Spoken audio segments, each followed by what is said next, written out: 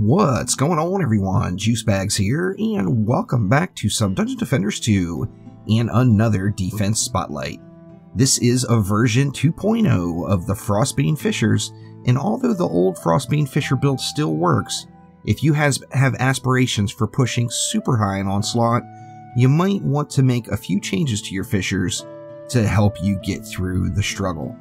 Now, the change in this is getting rid of Frostbane. Now, boom servos are still really good, they're still extremely effective, but if you get into the super high Onslaught floors, like say floor maybe 150 and up, you will start to lose a little bit of benefit compared to what you're used to. In fact, the boom servos, the earlier you are in the game, the stronger they are. Now, it's going to be 100% best in slot well past floor 100, so if you are not at that point yet, you do not want to make a change to your Frostbane Fissures. Leave that Frost Boom on there and let it do its thing, as that is without a doubt going to be the best in slot mods for you. Now, one easy way to judge this is, of course, the boom doesn't go off unless a mob dies. So if the mobs are pushing through your fissures without dying, that's a sign that you either have an incorrect setup as far as your mods and shards go, or you just don't have enough power. If you don't have enough power, then you might want to think about getting rid of that boom servo. Now, I'm still using boom servos in several places. I use them on my flame auras. They go on almost every lane, well over floor 200. They still just wreck it up, and I'm very happy with the booms at this point. Now, Fissures, however, I did find that frost lanes became a lot less of a headache by swapping it up, and instead of going anti-frost, Frost Boom, and Defense Range Servo, I swapped out my Frost Boom for Anti-Orc. Now, why Anti-Orc, you ask? For me personally, the most difficult Frost mod to deal with is the Frost Orcs. By having Anti-Orc on there, I've got double stacking anti-mods with Anti-Frost and Anti-Orc that is really just going to jack the damage up against those Frost Orcs and make them dissolve. Now, the Frost Orc, of course, has an aura around the enemy itself, which means that things like tenacity are not going to help you out against the Frost Orcs, and one of the Frost Orcs' biggest enemies is having range on your defenses, as the range of that aura around the Orc it seems like it's massive, but when you look at it, it is actually much smaller than the range of a max range flame aura or a max range fissure. Now, I am not even at the max range on my fissures, and I am still outranging the Frost Orcs without any issues. So for my new Frostbane build that I personally am going with, I'm using Anti-Frost, Anti-Orc, and Defense Range Servo. As far as shards, we got the normal little trifecta with Destruction, Deadly Strikes, and Defense Rate. Now remember, it does take a gilded defense rate to get your fissures down to the attack speed. If you're not at the attack speed cap, you may want to consider going with a rate shard instead.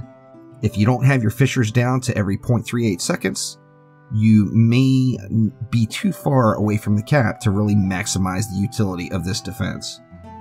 Now, of course, one of the strongest aspects of fissures, besides having that big range, is its stackability.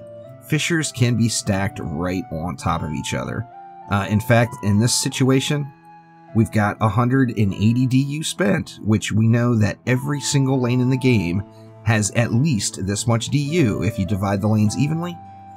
And with 6 fissures, it is putting out an enormous amount of damage.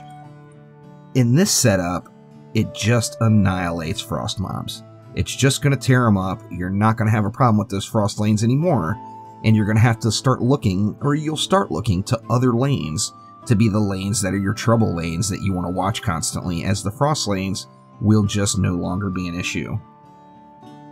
So once again, like I said, this is just kind of a version 2.0. The old Frostbane Fissure build still works very well, and by all means, don't change it if you're below floor 100 for certain, as you're just gonna get more benefit out of the booms prior to, say, floor 100. Now, there's not an exact cutoff for that, and you just kind of have to gauge it for yourself. In some cases, you might be happy using it way up. Now, one of my favorite setups is if I have 180 DU, using 170 of it, and going with a situation like this, where Destructive Pylon, of course, is on my Lightning Strike aura. Now, say I've got 200 DU to spend on that lane, all I do is even up the Fissures. Now, I do try to keep my Fissures even. Now, it's not a requirement, but as you see, I've got them lined up straight in a row, and the reason being is I'm trying to keep multiple Fissures to the entrance at the same time. Let's say the base of the steps going up into the Emporium there is where the lane begins. So I would want my Fissures to be right at the maximum range from the lane, not overlapping into it, with multiple Fissures right there ready to hit the enemies the second they come out. So hopefully this answers some questions on what I personally am using on Frost lanes. I do love my Ramsters too, so don't get me wrong, the Fire Ramsters and the Frostbane Fissures are just a devastating combo. In that same regard, say you had 190 DU to spend, there wouldn't be anything wrong with going with something like that, and then 2 Fire Ramsters back here. That is going to tear a lane up as well.